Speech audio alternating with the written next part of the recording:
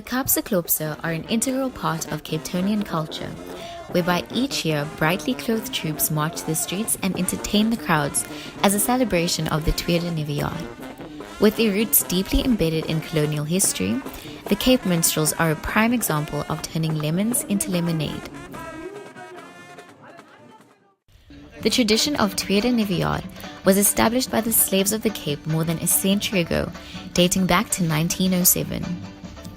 Cape slavery was different from slavery in Europe and the Americas, because at the time, Cape Town as it is now known, was a pit stop for sailors and merchants from around the world, which gave rise to a widely cosmopolitan society.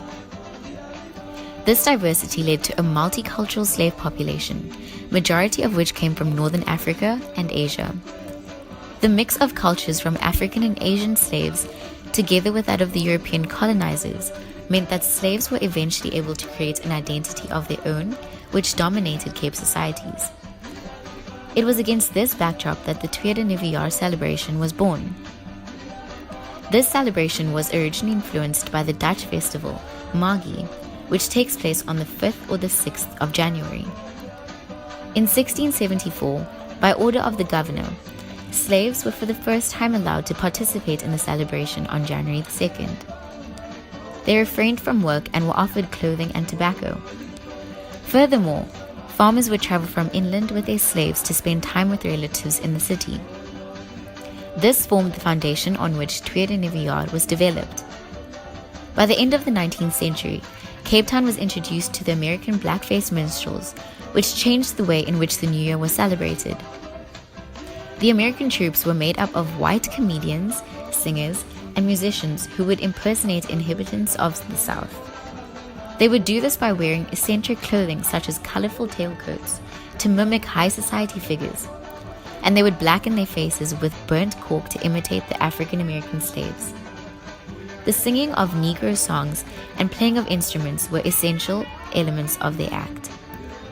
The members of these troops were called coons, which was a racist term referring to the inferiority of slaves. A word now which has been redefined and is now used proudly by modern Tweede Nuwe Jaar troops. Over time, slaves became resilient and looked to ways that would make their lives more bearable. This came in the form of dancing and playing music at picnics and weddings, which would later develop into the Tweede Nuwe Jaar celebration we know today. This tradition was created in an attempt to ensure happier futures for their children.